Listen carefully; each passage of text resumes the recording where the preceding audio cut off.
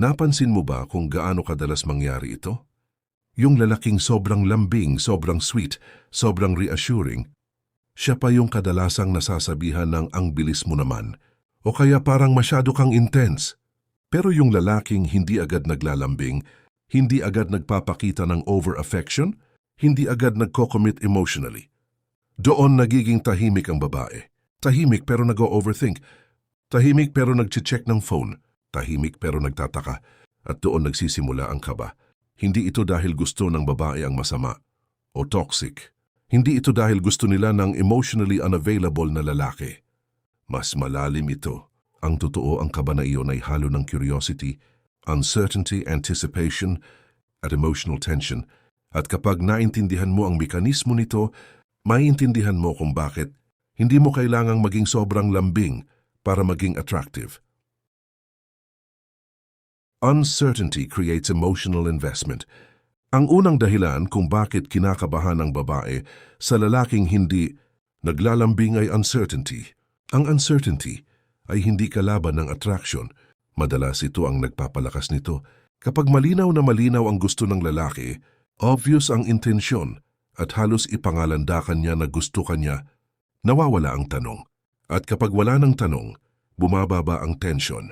Sa attraction, ang tension ay mahalaga. Bakit malakas ang uncertainty? Kapag hindi mo alam ang outcome, mas nagiging active ang isip mo. Halimbawa, kung alam mong pasado ka na sa exam, hindi ka na kinakabahan. Pero kung waiting ka sa result, doon tumitibok ang dibdib mo.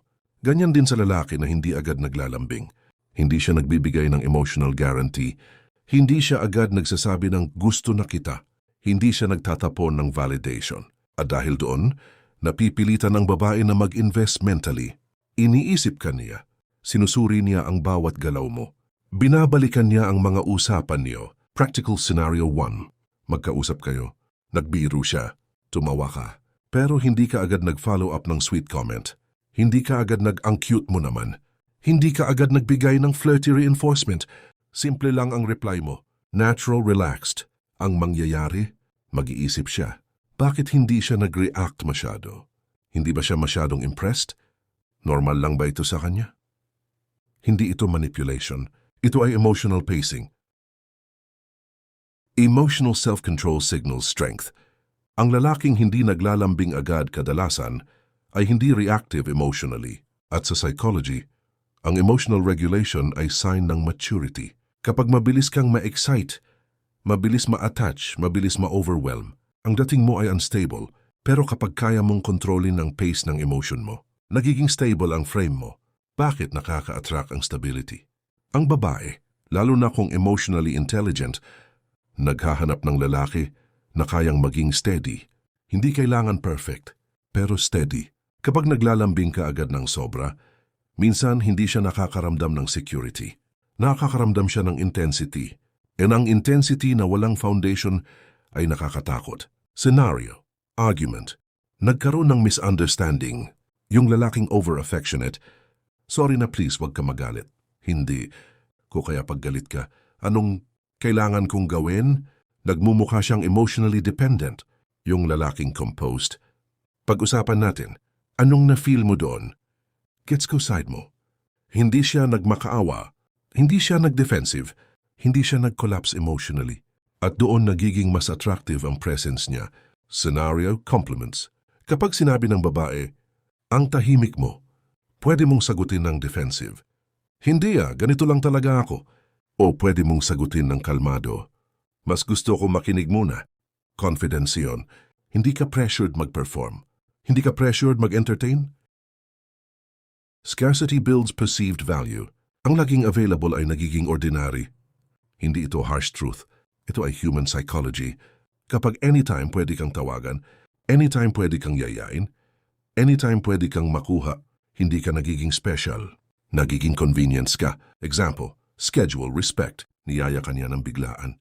May prior commitment ka, hindi ka nag-cancel para lang ma-please siya.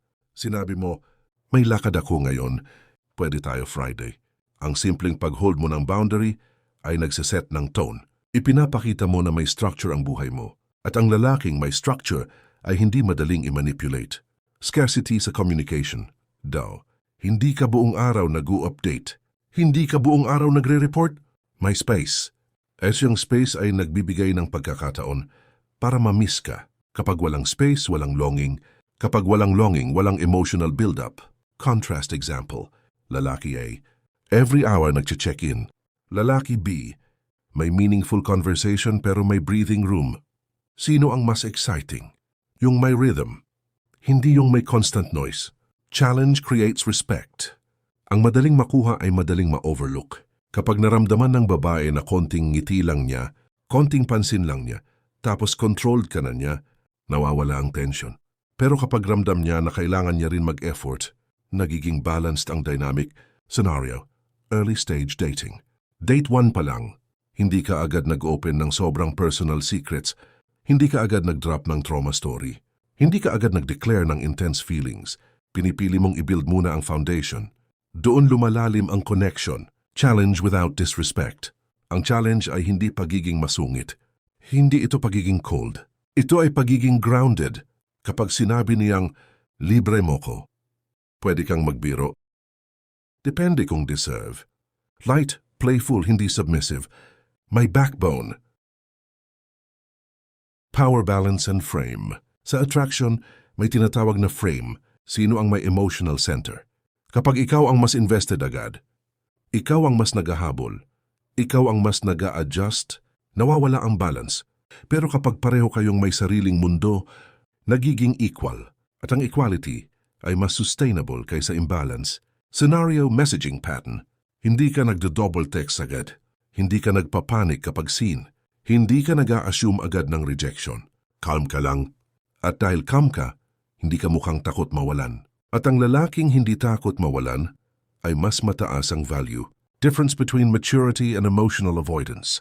Mahalagang linawin ito. Hindi ka dapat maging emotionally unavailable. Kung may feelings ka, sabihin mo. Pero sabihin mo sa tamang pace. Kung gusto mo siya, ipakita mo. Pero huwag mong gawing identity ang paghabol. Kung may problema, pag-usapan. Pero huwag mong gawing drama ang lahat. Deeper core truth. Ang dahilan kung bakit kinakabahan ang babae sa lalaking hindi naglalambing agad ay ito. Ramdam niyang hindi ka dependent sa kanya para maging buo. At ang lalaking buo na kahit mag-isa, nakaka-attract.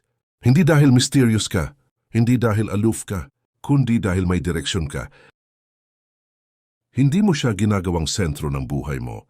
Isa sa pinakamalalim na dahilan kung bakit kinakabahan ang babae sa lalaking hindi naglalambing agad ay ito.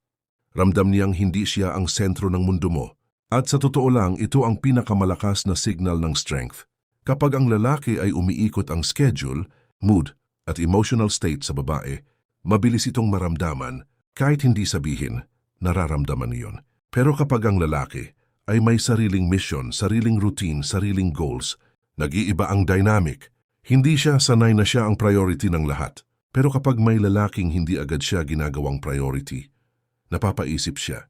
Practical example, nag-uusap kayo. Bigla siyang hindi nag-reply ng 3 oras. Imbes na ma-anxious ka at mag-double message ng, okay ka lang? May problema ba? Bakit di ka nagre-reply? Hindi ka nagpanik, nagpatuloy ka sa ginagawa mo. Kinabukasan siya pa ang mag-i-explain, hindi dahil kinontrol mo siya, kundi dahil hindi mo pinakita na umiikot ang emotional stability mo sa kanya at doon siya kinakabahan. May calm dominance ang presence mo. May mga lalaking hindi palalambing pero hindi rin cold. Ang aura nila ay composed, grounded, relaxed. At ito ang tinatawag na calm dominance. Hindi sila loud, hindi sila showy, hindi sila performative. Pero kapag nagsalita, may weight. Kapag tumingin, steady. Kapag nagdesisyon, malinaw. Ang ganitong klase ng presence ay nakakakaba sa babae hindi dahil takot siya, kundi dahil may authority ka sa sarili mo. Scenario, group setting. Nasa group kayo ng friends. Yung ibang lalaki, todo joke, todo impress, todo papansin. Ikaw, relax ka lang. Nakikinig, ngumingiti, sumisingit lang kapag may sense. After ng gabi, sino ang mas napansin? Yung hindi nag-e-effort magpa-impress. Dahil ang hindi nag-e-effort magpa-impress ay mukhang may value na kahit walang performance. At yun ang nakakakaba. Hindi ka easy emotional reward. Kapag ang lalaki ay sobrang lambing agad, sobrang affectionate agad, sobrang reassuring agad, nagiging predictable ang emotional reward. Parang vending machine, pindot ka lang, may lambing ka na. Pero kapag hindi ka agad nagbibigay ng emotional reward, nagiging meaningful ang bawat affection mo. Practical example, isang linggo na kayong nag-uusap. Hindi ka araw-araw nagsasabi ng miss na kita. Pero kapag sinabi mo yun, ramdam. Hindi scripted, hindi routine. At dahil hindi siya sanay na laging may validation galing sa'yo, mas malakas ang impact ng bawat affectionate moment. Ang scarcity ng affection ay hindi pagdadamot. Ito ay pag-preserve ng value. Hindi ka naghahanap ng approval. Ito ang isa sa pinaka-underrated na dahilan. Maraming lalaki ang hindi naglalambing dahil nahihiya. Pero iba ang lalaking hindi naglalambing dahil hindi siya naghahanap ng approval. Malaking difference iyon. Kapag ang lalaki ay laging naghahanap ng validation, okay ba ako? Gusto mo ba ako? Masaya ka ba sa akin? Nagiging pressure iyon sa babae. Pero kapag ang lalaki ay secure sa sarili, hindi siya naghahanap ng constant reassurance. Hindi siya takot sa silence. Hindi siya takot sa gap. At ang lalaking hindi takot mawalan ng approval ay psychologically powerful. Scenario, compliment response. Sinabihan kanya ng, ang bait mo. Imbes na sumagot ng, talaga? Sure ka? Hindi naman ako ganun. Sumagot ka ng simple, salamat. No over-explanation. No self-doubt. Confidence yun. At kapag confident ang lalaki, hindi siya kailangan maglambing para lang makuha ang atensyon. Hindi ka nag-overshare ng emotion. Sa early stage, maraming lalaki ang nag-overshare agad ng trauma, past relationships, insecurities. Akala nila vulnerability agad ang sagot. Pero may timing ang vulnerability. Ang lalaking hindi agad naglalambing, kadalasan marunong mag-control ng depth. Hindi niya ibinubuhos lahat agad. Pinipili niya kung kailan siya mag-open up. At ang controlled vulnerability ay mas attractive kaysa emotional overflow. Example, date 2 pa lang. Hindi mo pa kinukwento ang buong life struggle mo. Hindi mo pa sinasabi lahat ng pain mo. Hindi dahil wala kang depth, kundi dahil alam mong may pacing ang intimacy. At kapag may pacing, mas tumitindi ang anticipation. Kung gusto mong maging lalaki na hindi kinakabahan, kailangan mong ayusin ang sarili mong foundation. Hindi ito technique, hindi ito script. Ito ay character. Build discipline. Build emotional control. Build purpose. Build routine. Kapag may direksyon ang buhay mo, hindi mo kailangang mag-overcompensate sa lambing. At kapag hindi ka nag-overcompensate, mas ramdam ang presence mo. Kung gusto mo pa ng ganitong klaseng malalim na usapan tungkol sa modern relationships, stoic mindset at masculine psychology, mag-like at mag-subscribe ka. Hindi tayo dito para mang-manipulate. Nandito tayo para maging mas solid na lalaki. At tandaan mo, ang lalaking may control sa sarili niya, hindi kailangang maghabol dahil siya mismo ang hinahabol.